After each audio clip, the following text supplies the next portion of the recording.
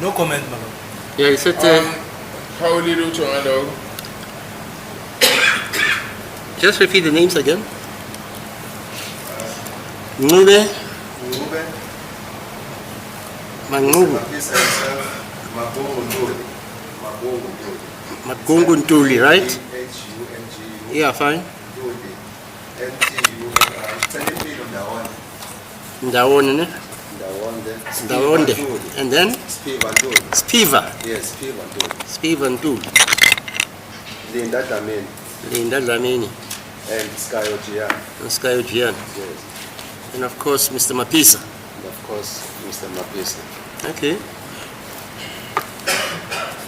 The further instructs me that from there the minibus Kombi left the central, that is Johannesburg Central, and it proceeded to Katlehong at Spruit Mazibuko Hostel.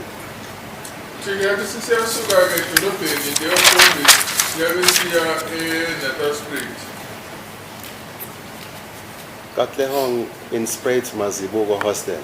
Come again? In Katlehong Spruit Mazibuko Hostel. Was it here in Katlehong in the Mazibuko hostel? No comment. It instructs me that his version in this regard finds support from the photo album with photos which was compiled by Sergeant Mabasa. That is Sergeant Mabasa. At page 9 of the photo album, it depicts a photo where Mapongo Ntuli, using a phone belonging to Mr. Nxube, took a photo of Mr. Nxube and Mr. Mapisa at Katlehong Spruit Mazibuko Hostel. Lapho leso sithombe yakhombisa lapho abakhukunduli esebenzisa ifoni kaNxube belapha ehostel yaseKatlehong. No comment, Malo. Anginakuphawula ngalokho. The photo was taken on the 26th of October 2014 at about 11:52 minutes in the morning of the 26th of October 2014. So lesi sithombe sathathwa ngomhla 26 October isikhathi kwaku-11:52 ekuseni.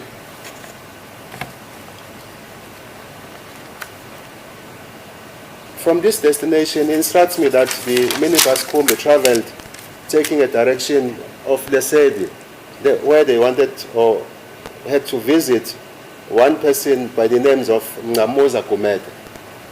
Uthi-ke ikhombi kase iya elisedi la bafanele ukuyovakashela uNxumalo Kumede. No comment. Angiphawuli lutho ngalokho.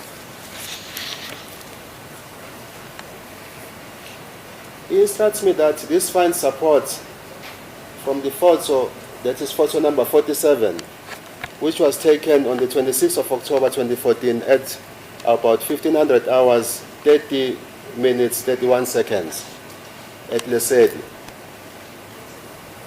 Thike lokho kusekelwa isithombe-ke esathathwa isithombe number 47 esathathwa ngesikhathi ka-15 hours 30 minutes and 31 seconds esathathwa elisedi. No comment, Malo. Angiphawuli lutho ngalokho.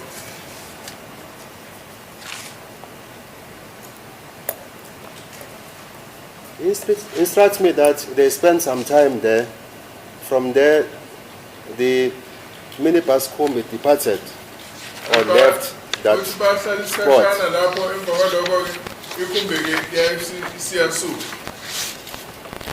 until it reached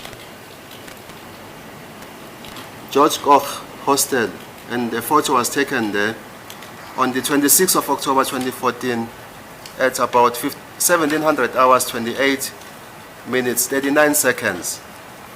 Can I have the time again? 1700 hours 28 minutes 39 seconds. Uthi-ke ikhombi-ke le yahamba yaze yafika eGeorge Koch la yafika khona ngayomhla 26 October kwathathwa isithombe lapho sathathwa ngo 20 minutes past 5 ntambama and 89 seconds.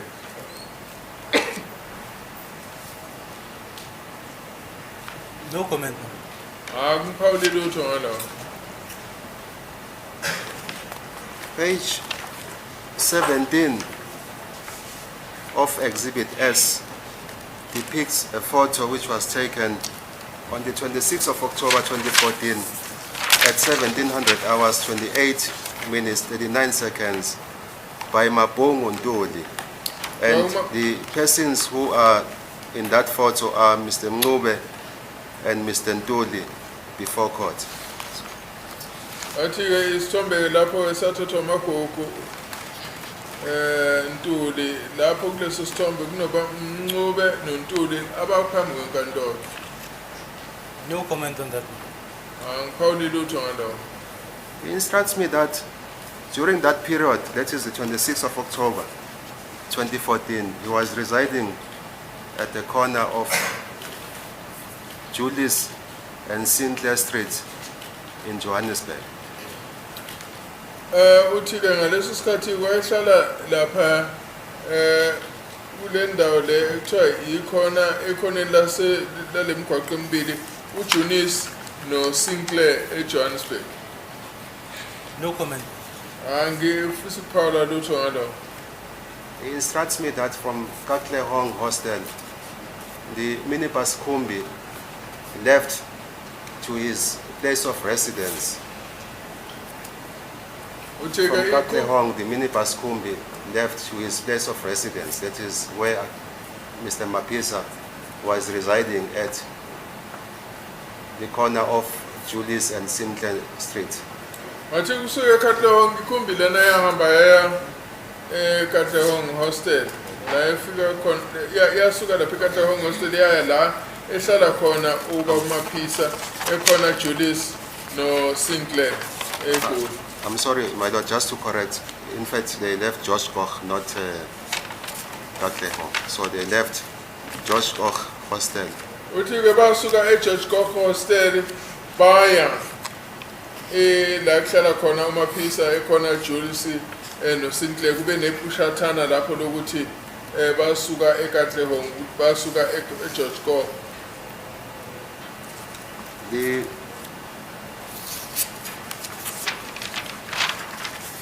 minibus Kumbi dropped him after 6.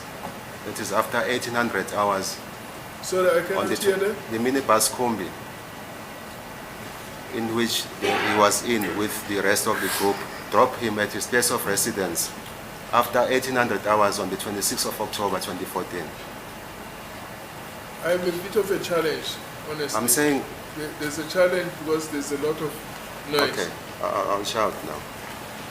I'm saying the minibus Kumbi dropped him at his place of residence at the corner of Julius and Sinclair Street on the 26th of October 2014 after 1800 hours in the afternoon. Uthi-ke ikhumbi lena yamfikisa lapha ehlala khona ekhona Julius and Sinclair Street ngomhla 26 ku-October 2014 eseshayile u-18 hours. No comment, my lord. Akukho engaphawula ngalokho.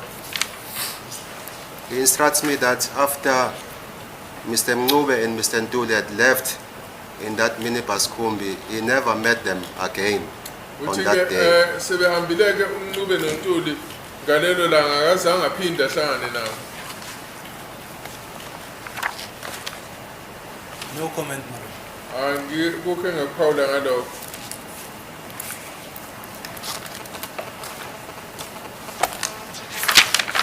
Lieutenant Colonel, he has instructed me again to go through the cell phone records which was compiled by Miss Pinky Vitilingam, because we have told this court that he was a person of interest in this case. He was a suspect in this case.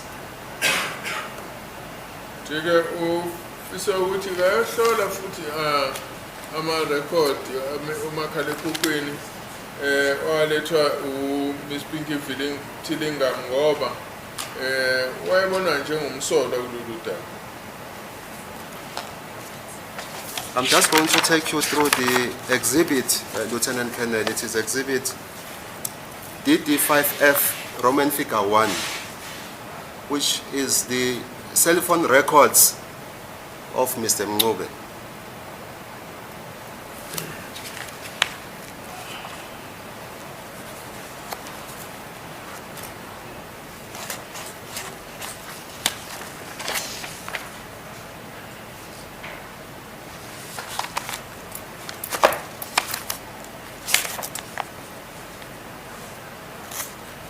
The cell phone records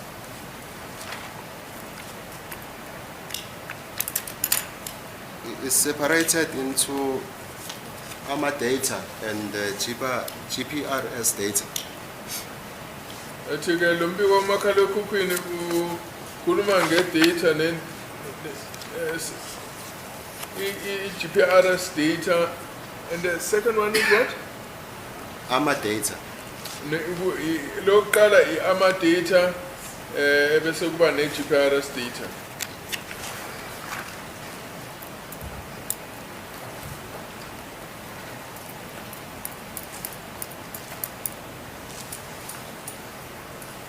What is of importance for purposes of my cross-examination, because the records consist of 184 pages, are the transactions of the 26th of October 2014. Semkoka-ke ukubheka izindlela ezadlula lapho kule cellphone ngomhla 26 October 2014. Before I proceed, I'm going to start here. He instructs me that the cell phone, the handset that Mr. Mncube was using was a Samsung GT E2220. Uthi-ke umakhalekhukhwini awusebenzisa uhlobo lwe-Samsung u-GT. He further instructs me to put it on record that this handset is the handset that Mabungu Ntuli was using when he was taking photos on the 26th of October 2014. Uthi-ke uyenayo lo makhalekhukhwini asetshenziswa uMabungu Ntuli ngesikhathi ethatha izithombe ngomhla 26 October 2014. And this handset belonged to Mr. Mncube before court. Lo makhalekhukhwini oka Mr. Mncube. But what is raising his eyebrows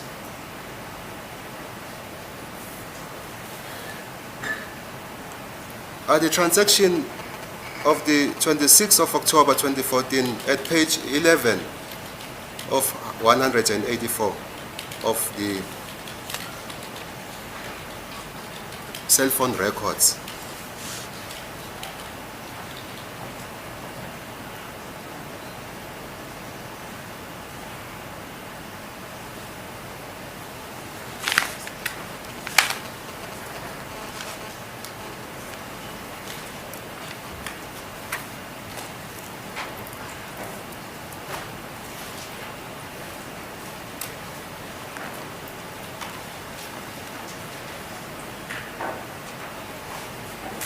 On the 26th of October,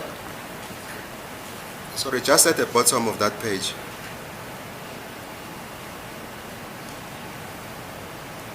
on the 26th of October 2014, at 20:00 hours 08 minutes 47 seconds, there is an outgoing call which lasted for about 58 seconds to the number 2771-117-5387, and the tower there is 2G Holt Street, SGS 2. I'm afraid I didn't hear that. On the 26th of October 2014, Ngomhla 26 October 2014, at 20:00 hours 08 minutes 47 seconds, there is an outgoing call. Uthi isikhathi ke sika 20:08 and nemizuzwana eyu17 kukhona ke ucingo oluphumayo which lasted for about 58 seconds. lolu cingo lolu bahlala kulona ke imizuzwana amashumi ayisihlanu nesishiyagalombili To the number 2771 1175 387. uthi ke le number abayifonela u2771 1175387. The tower was 2G Holt Street, SGS 2. 2G 2G Holt Street, uthi ke thaba ke abayisebenzisa i2G Holt Street SGS 2. SGS 2. The next transaction is on the same date, the 26th of October 2014. Bathi kolunye ucingo lenzekile kuleyo phone lenzeka ngalo lelanga lamhla 26 ku-October 2014 At 20:00 hours 16 minutes 19 seconds, isikhathi kwaku-20 imizuzu kwaku-16 imizuzwana ewu-19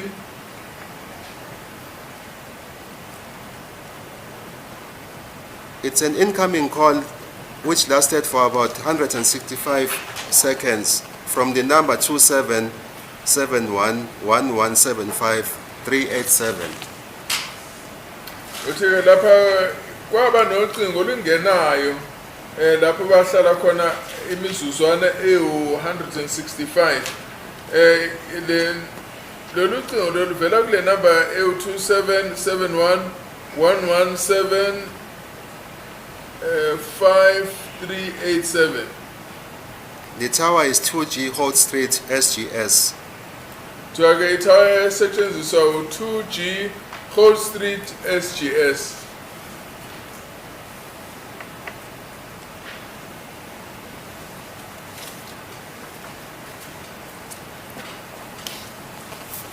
In this regard, Lieutenant Colonel, I will pause and say that we were also provided with the contact list, that is the list of contacts which were in the handset of Mr. Ncube before court.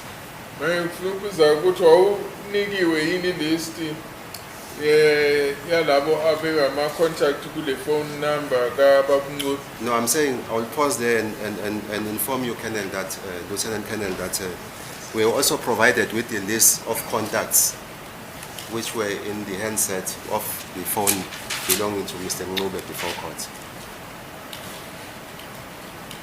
Sir, you are very inaudible. I'm saying, further, on top of that, we were provided with the list of contacts which were in the handset of Mr. Ncube before court, which is Exhibit S, small letter C. Kantolo ke yathola ne-list yama-contact abekule number lena kaBaba Ncube liyafakwa la enkantolo. At index number 39 of Exhibit S, small letter C in bracket, the number that I have referred to, Colonel, belonged to Msindo Zulu. So Mr. Ncube had saved that number as the number belonging to Msindo Zulu. Kuthiwa le number egcinwe khona kule phone njengenumber kaMsindo Zulu.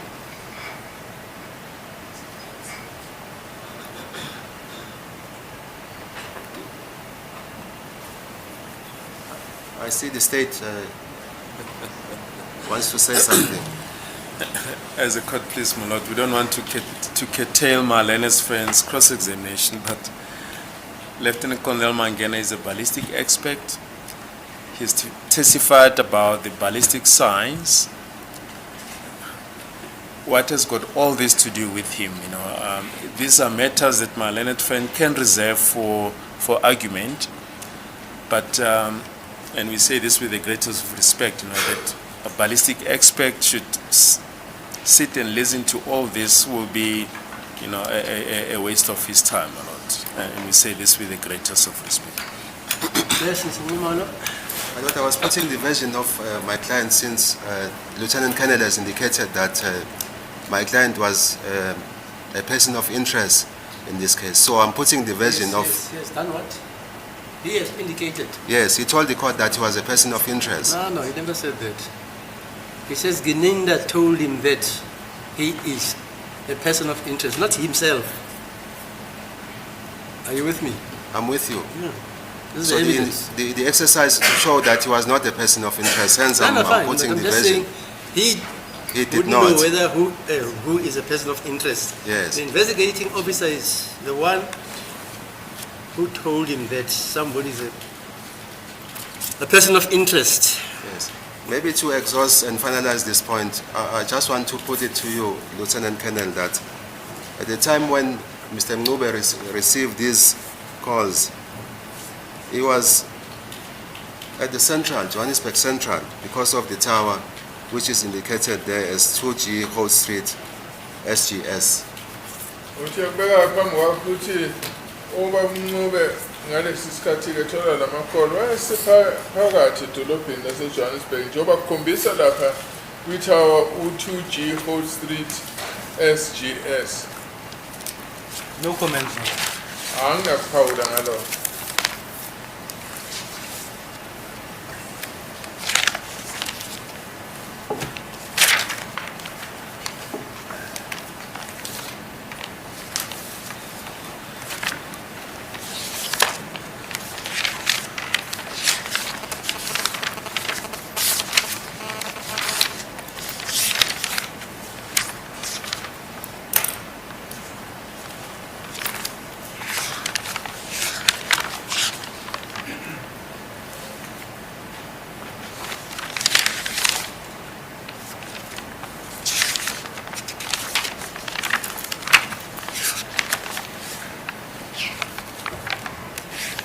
Lieutenant Colonel,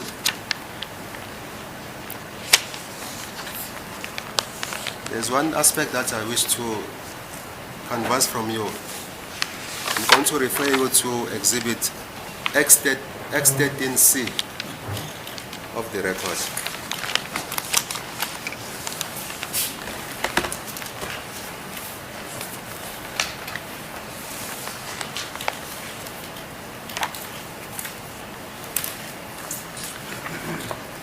I have it, Malo. At 3.2 of Exhibit X13C of the record, at paragraph 3.2, you stated that one of the exhibits that you received on the 14th of July 2020 was one fired bullet fragment possible of a 9mm caliber marked 217267/14 capital letter A1. Do you confirm that? That's correct, Malo. Athi kuliqiniso ukuthi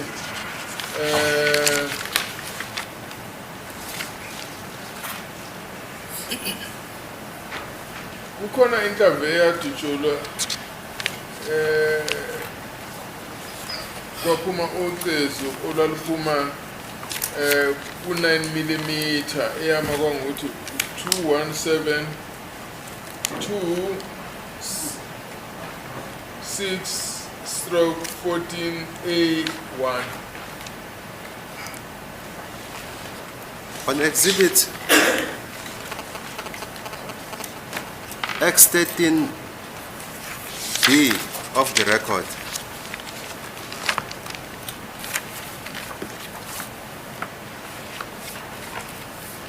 do you have that exhibit, Lieutenant Colonel? I have it, Malo. Thank you. At paragraph 3, the exact paragraph is paragraph 3.3.1. One of the exhibits that you received on the 13th of November 2014 was one spent bullet fragment of undetermined caliber and marked it 217267/14 capital letter A1.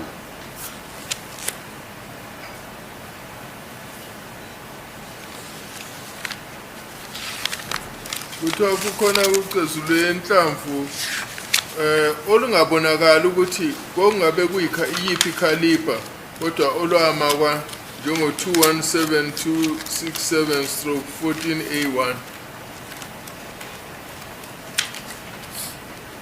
So, the question that I want to pose to you, that the exhibit which I referred to as Exhibit X13C, and the one that I'm referring to you now at Exhibit X13B,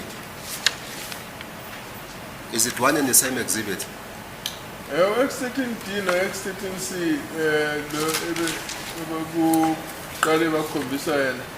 Umbuzo lana uthi into eyodwa yini? That's correct, Malok. It's the same exhibit. Athi yebo into eyodwa.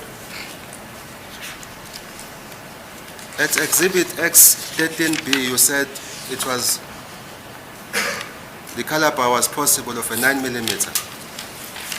And then at Exhibit X13B, you say it's undetermined. Lapha ku 13D uthi akwazeki ukuthi icaliber leyo nhlamvu yini kodwa ngapha ku 13C ukuyichazela ukuthi 9mm. Is that consistent? Ukhuluma into engaguquguquki yini? That's correct, Malok. When I opened the bag, when I first see it, I noted it immediately. So when I opened it, I couldn't determine the caliber, or I couldn't say what caliber is it. So during examination, when I continued the examination, I could say that it's most likely or possibly of a 9mm caliber. Mangisanda kuyikhipha le nhlamvu bengakwazi ukuthi ngisho ukuthi ikalibre engakanani kodwa uma ngiqhubeka ngiyihlola ngagcina ngikwazile ukubona ukuthi cha ngingenzeka ukuthi ikalibre le ewu 9mm. Is it correct that you said possible, you are not certain? Uyiqiniso yena ukuthi kungenzeka hayi ukuthi nesiqiniseko salokho.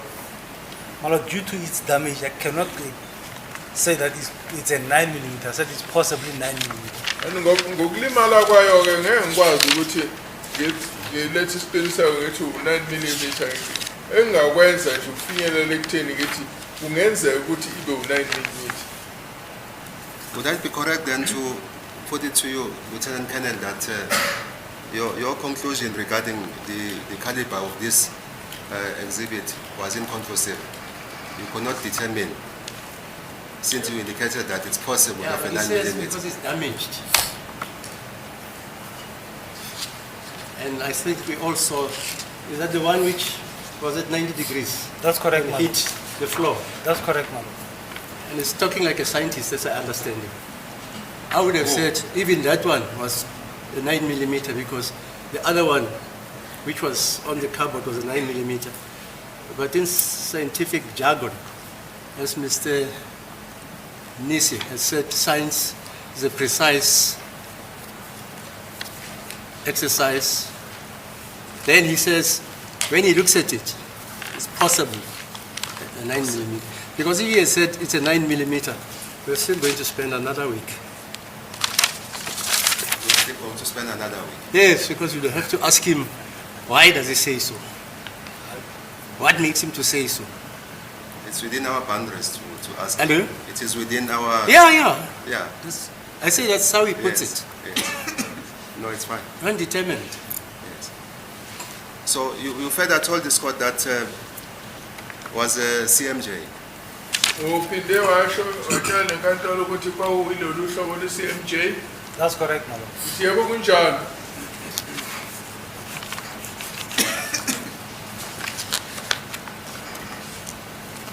There's also another aspect, Lieutenant Colonel, that I want us to converse.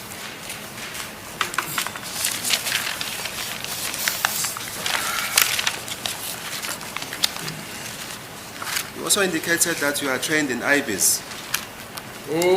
Vezile futhi nokuthi waqeqeshwa ulo mshini uthiwa u-IBIS. That is correct, Malok. Athi yebo kunjalo. Maybe before I embark on the cross-examination regarding IBIS, on Exhibit X13 D, that is the affidavit which was prepared by Warrant Officer Rulofs, to confirm that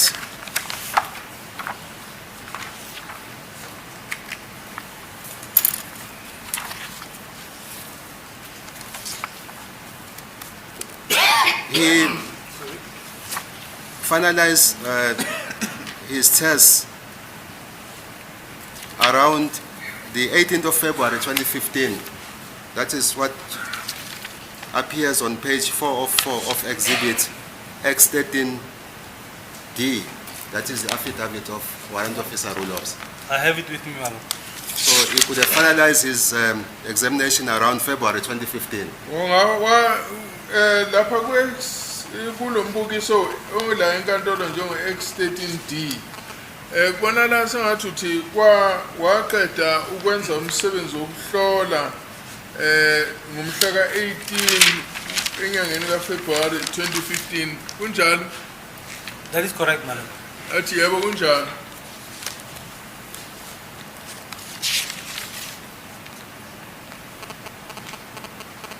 Warrant Officer Rulofs also indicated that he is also trained in the acquisition of fired cartridge case and fired bullets data on integrated ballistic identification system, in bracket IBIS.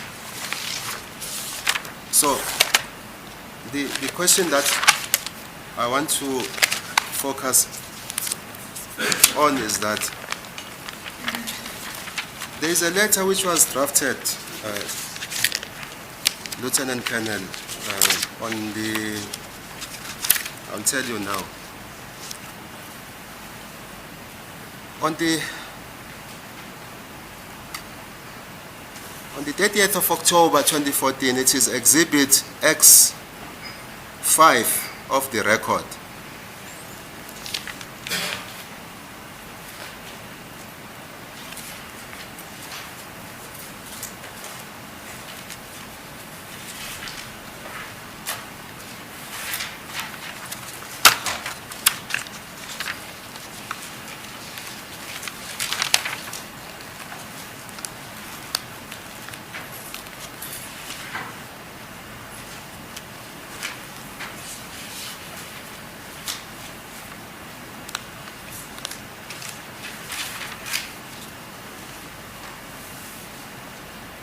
It is a request which accompanied the exhibits which were found on the crime scene on the 26th of October 2014.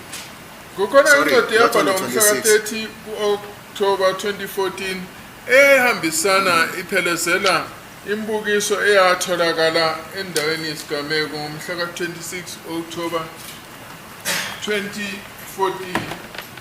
I'm sorry, Lieutenant Colonel. In fact, the said exhibits were found on the 27th of October 2014, not on the 26th of October. Yatholakala ngomhla ka-27 ku-October le mbukiso.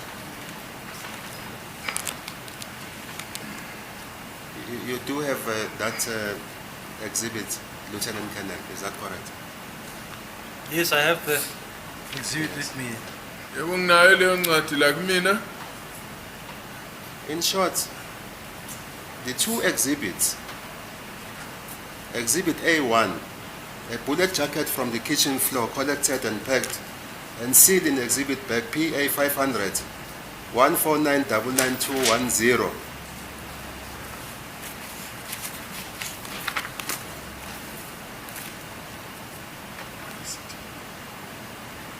Kuthiwa lana ke kukhona ke forensic exhibit usho ukuthi isikhwama esithwele ke izinto ezatholakala endaweni yesigameko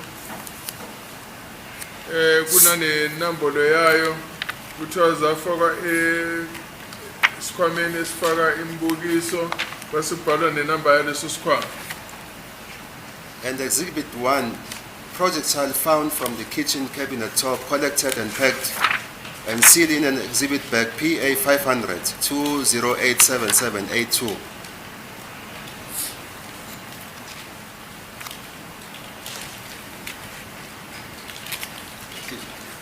Do you see that, Colonel? Yes, my lord. Yes. Wathi uyakubona lo ukuthi kwafakwa kuleso sikhwama. So the two exhibit bags, those are the exhibit bags which contained the the bullet projectile and the fragmented bullet were sent to the ballistic, that is the science ballistic unit. And part of the request which was made at paragraph 4 of exhibit X5 was the following.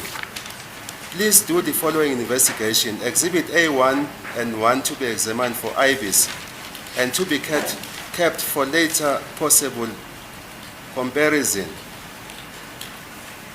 Mthoke isicelo sangena lapha siku4 ukuthi exhibit A1 no 1 kufanele kube kuhlolwe ku-IBIS and futhi kugcinwe ukuze mhlambe kungaqhathaniswa emva kwesikhathi.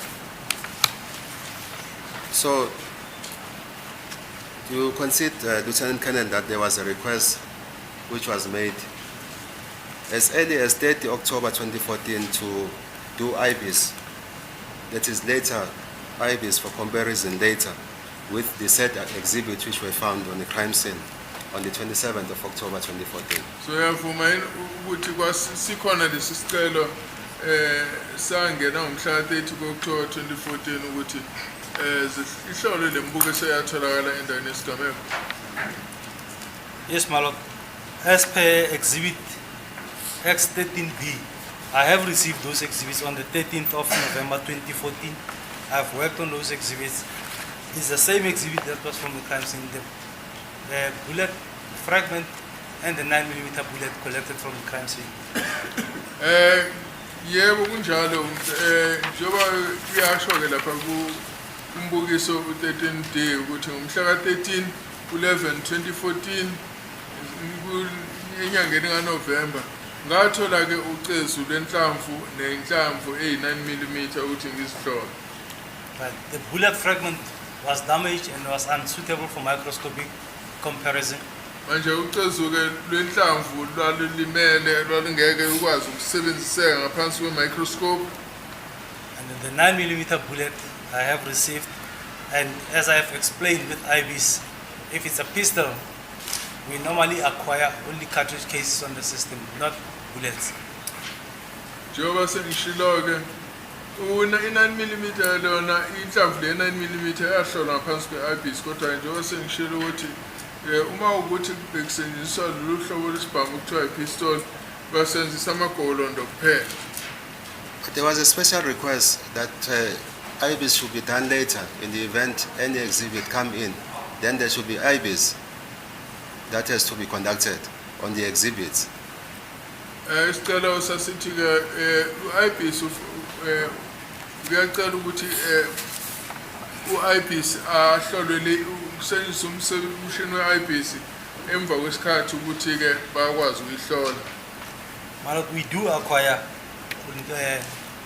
revolver, bullets on the system, but not 9mm or pistol bullets on the system. So even if we could have acquired it, could be on the system, but there couldn't be any match. Since the firearm that the warrant officer Rulofs received, it's a pistol. So with that firearm, we've only acquired the cartridge cases, not the bullets. That's how we missed the hit on that one, the bullet. Isibhamu esalethwa warrant officer Rulofs kwakuyipistol kwakungena ivolovolo ukugcinayo kuchaza ukuthi ke nanoma ukuthi kuhloliwe umbiko lona awuzange usikhombise lutho sikwazi ukulisebenzisa nanoma kusetshenzisiwe ke-IBIS umshini ukuthi kubhekwe. So if IBIS had to be done, it had to be done when, at what stage? That is after Warrant Officer Rulofs had completed his examination. Manje IBIS ayifanele isetshenziswe nini emuva ukuthi eseqedile warrant officer ukuthi enze ahlole? On the 18th of February 2015. Mhla 18 February 2015. If on the 13th of November the exhibits that I received was a cartridge case also, when I would have acquired it on the system, it will be on the IB system. When warrant officer rule officer received the firearm, the test cartridge cases of the firearm could have been on the system. Then we could have picked a hit on that one. But because on warrant officer's rule officer's case, it's a cartridge case acquired, and on my case it's only a bullet, so we couldn't get the hit on that one. Can you repeat it? It was a bit too long. So if the exhibit that we have received was a cartridge case or was a cartridge case with a Ukuba ke sasithole ke imbuyiso i-cartridge I could have acquired on the system, on the IB system. ngangiyokwazi ukuthi ngikwazi ukuyithola ngaphakathi komshini we-IB. And when warrant officer, rule officer later received the firearm, Emva kokuthi ke u-warrant officer emva kwesikhathi esethole lesi sibhamu the test that he fired on the firearm were acquired on the system. lokuhlola ke okwenziwa esibhamini kwatholakala emshinini. Then we could have picked up a hit earlier than that. Ngasobe sikwazile ukuthi sithole okwazi ukuthi kuqhathaniseke kubone ukuthi kuyafanana yini singadluli isikhathi eside.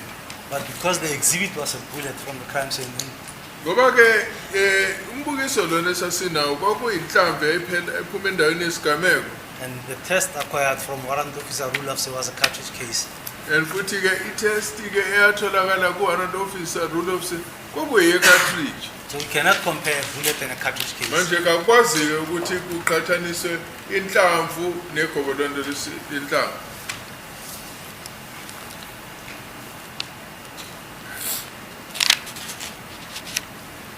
I do hear you, Lieutenant Colonel, but there was another specific request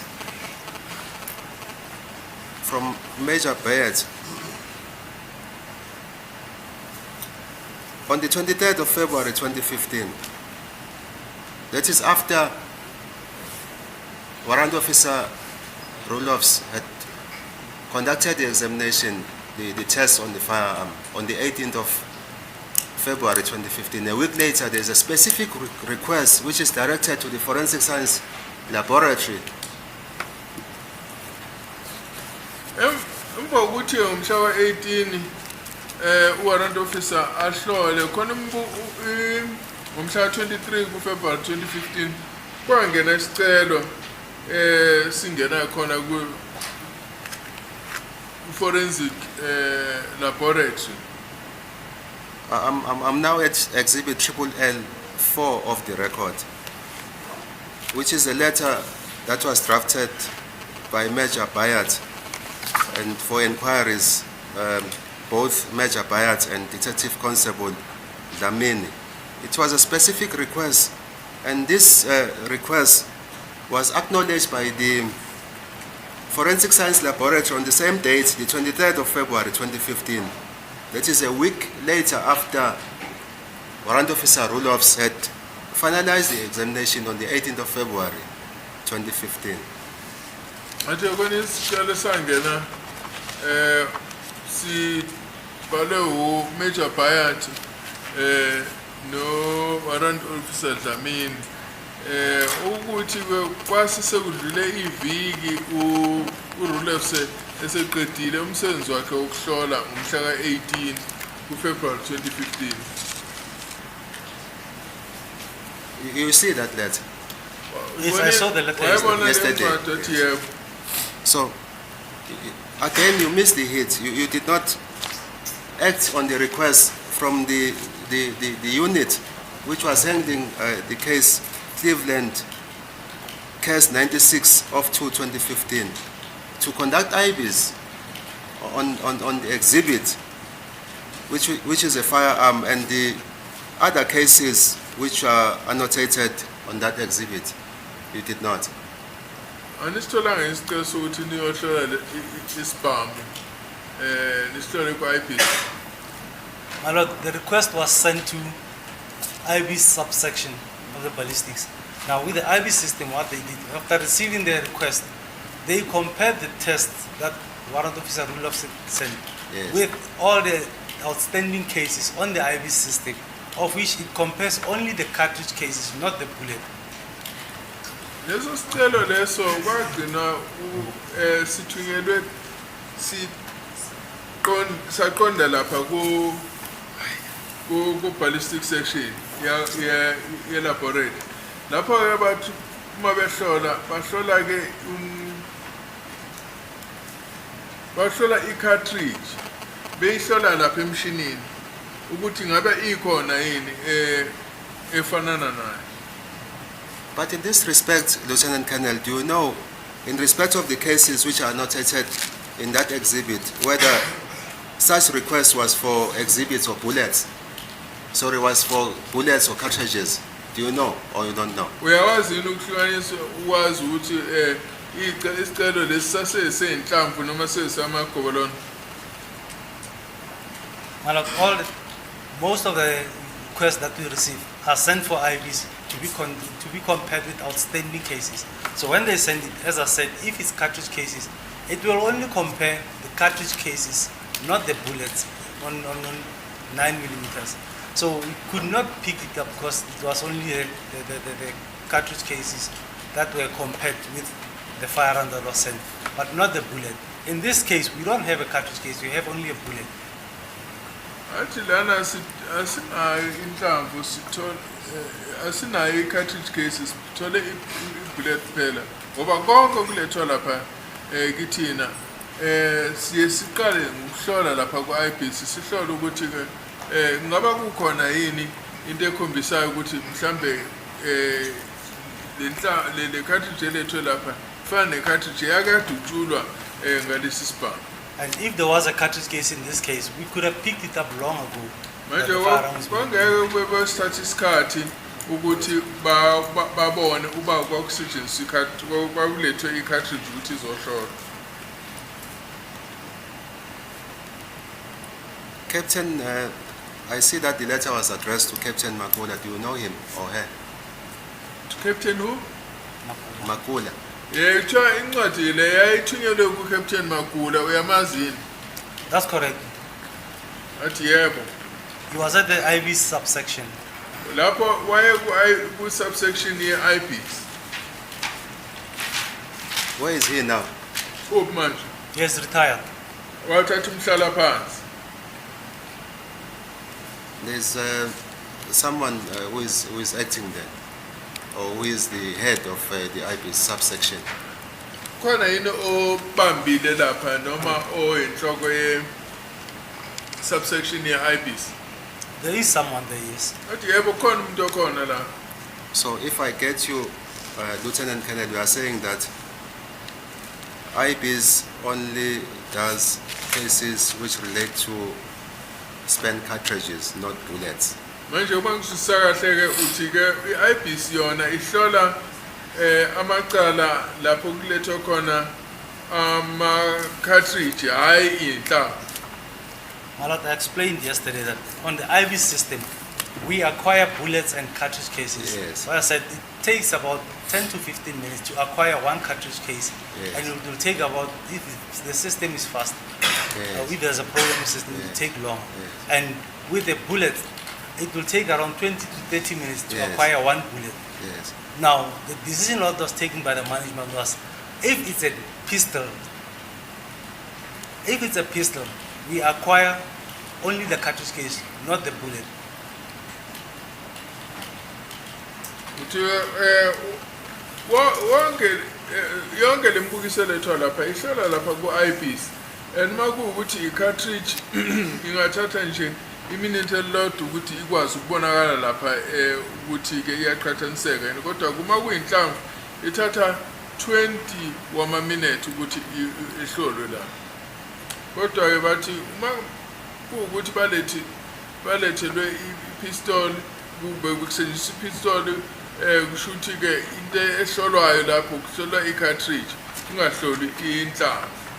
Right. In cases of revolvers, we acquire bullets. Manje uma ukuthi kusetshenziswa ngamavolovolo lapho-ke ke kutholakale izinhlamvu. And we can also acquire the cartridge cases also with the revolvers. Futhi-ke na u-revolver siyakwazi ukuthi sithole ama-cartridge cases. With assault rifles, we also acquired cartridge cases. manje ngebhamu enkulu sithola ama-cartridge nakhona. Alright, with bolt action rifles, we acquire bullets. In cases of the 375 calibers that are used maybe for rhino poaching, we acquire the bullets also on those ones. Manje-ke kulezi luhlobo lebhamu elisetshenziswayo emzingeleni obhejane elu-.375 ethi nakhona kusetshenziswa iy'nhlamvu. Bathi kusetshenziswa cartridge of bullet on 375 kuthiwa kusetshenziswa iy'nhlamvu. My Lord, thank you. I see that Mr. Mapisa's hand is up. May I approach him, my Lord? Thank Yes. you.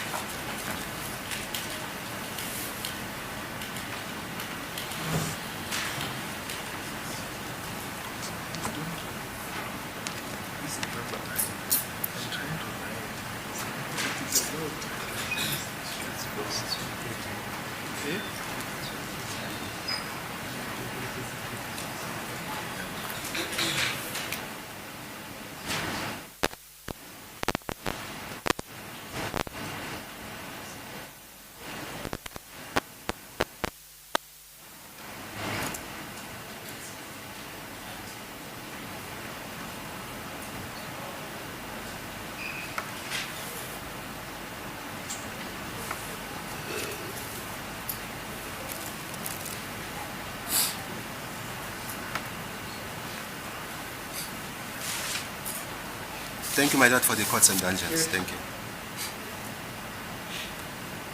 So, Lieutenant Colonel, on those bases, the eyepiece was not done.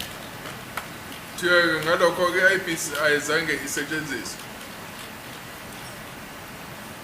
On the basis you have said,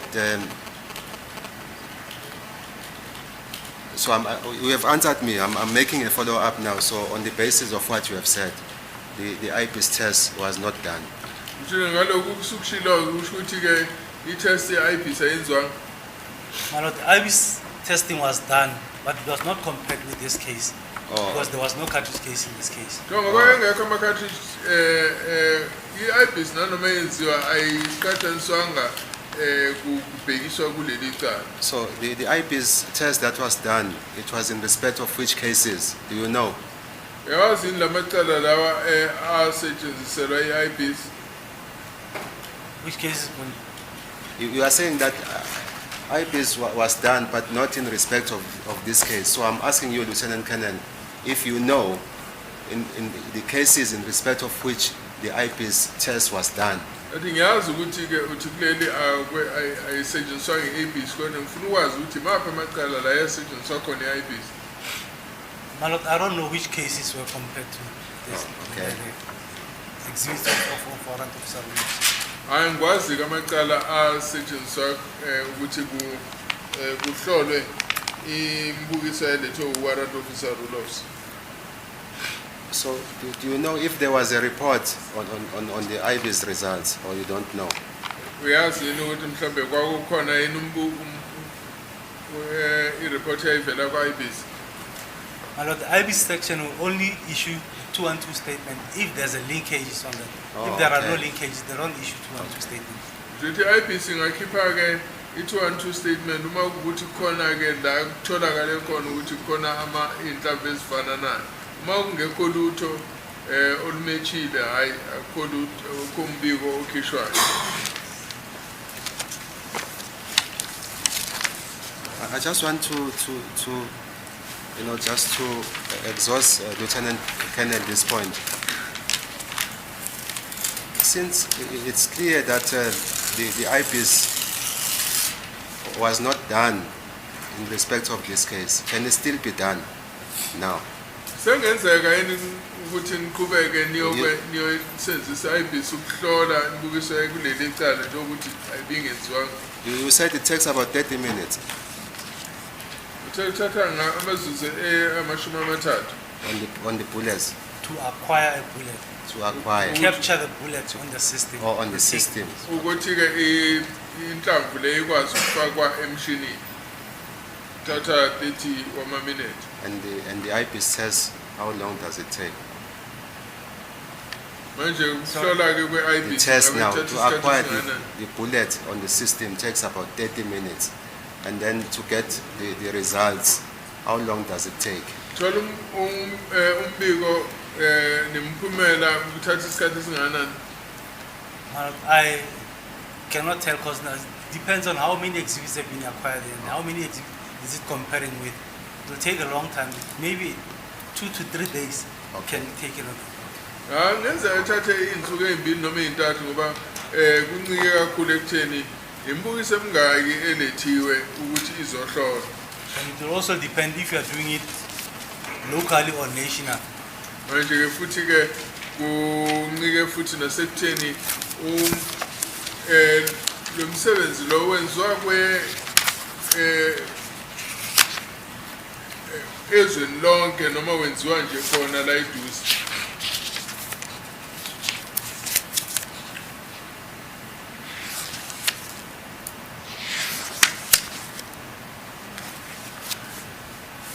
May the court bear with me, my lord. I'm just looking at the passage of the record, the new record, transcribed record. Thank you.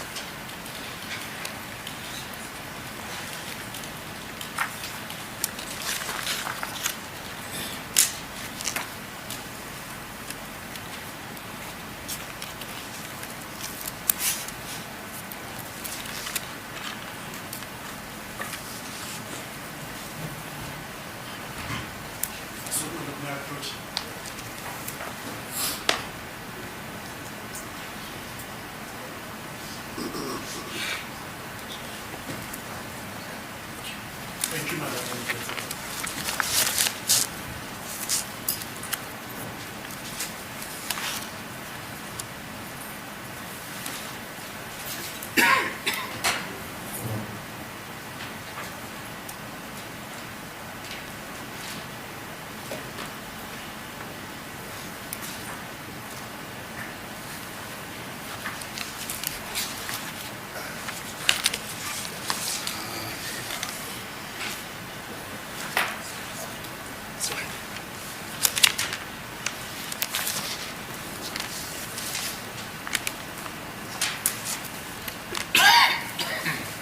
My lord, I'm not sure whether the state can provide us with the record, the new record of the 30th of August 2023 at page 81.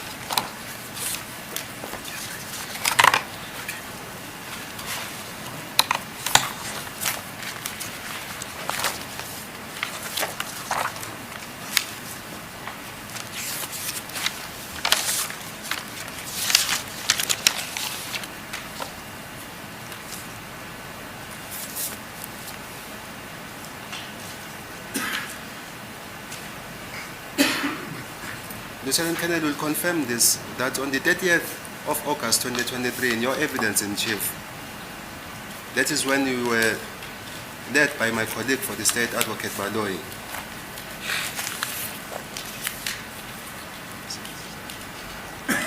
At line 7, that is your response to the question which was posed to you. I'm at page 81. Do you have the record, Lieutenant? I have the Colonel? record. Okay, thank you. Mr. Nxumalo, you have the record? Okay, Yes, thank I do. you. Yes. I'm going to be reading at line 7 from the top, Yes. where it says, Mr. Mangana. Maybe I must, for the sake of formality, start from the question which was posed to you by the State Council. Mr. Baloyi, it reads as follows. Yes, but in this instance, how many striations did you find on each groove? Then your response is as follows, Mr. Mangan. On each groove, my lord, I found, on the first groove that I matched, I found 6 matching striads. Then on the other groove, I found 5 matching striads. On the other groove, I found 2 matching striads, of which the pattern is different from the others. So here, we are looking at the striations and the pattern. Yes, I use those 3, my lord. Close quotation. Lapha ke kuza ubaba lo uthi yebo kodwa ke la kulokhu ke wathola imigqa mingaki ku emseleni owodwa. Usethi ke umaphendula kuba bangena uthi kuleli qembu le group lele engibhekile ngathola emseleni uqala engawuzama ukuqhathanisa ngathola ukuthi kunemigqa eyisithupha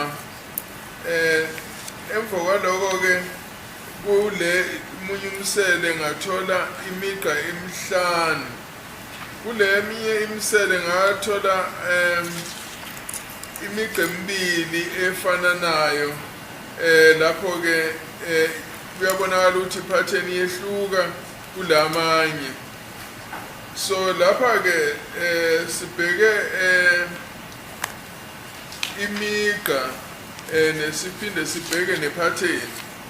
Yebo ngasebenzisa like this le migqa emithathu kusenkantolo. The question further continues. Mr. Baloyi, did you prepare a court chart to demonstrate this match? Mr. Mangena, that is correct, my lord. I prepared a court chart for its indistinct. Mr. Baloyi, court pleases, my lord. The court chart has been handed up this morning as Exhibit X13-1, court X13E1, Mr. Baloyi, up to E5. Do you confirm that, Lieutenant Colonel?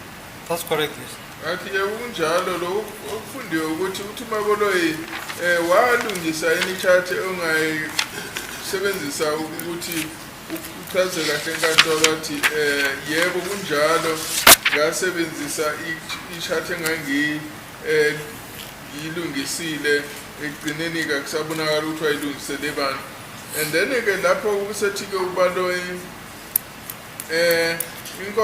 Ngosenkantolo ichart ilungisiwe yangeniswa la enkantolo njengobukiso X13E1 and then ke inkantolo yasiyabuza ku X13E1 uyathi uyahamba kudlule lapho kuze kuyofika ku E5.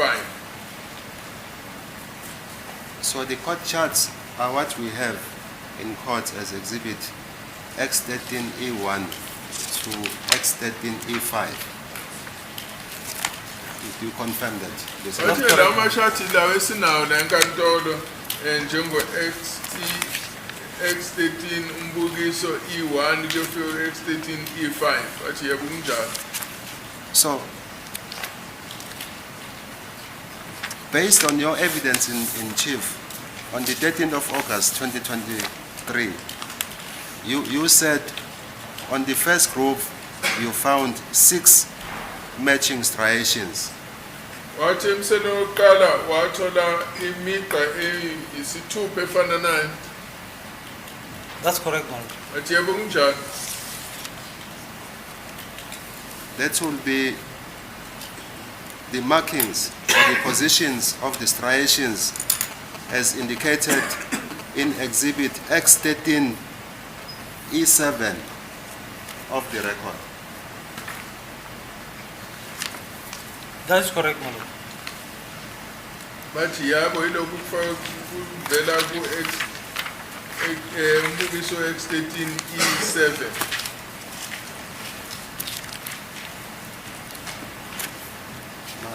My Lord, I'm about to embark on the new cross-examination. I'm about to embark on the new cross-examination. So I also see that time it's almost 1,300 hours. I will request that I proceed after lunch with the cross-examination. Fine. Thank you. Malloy, what's the time?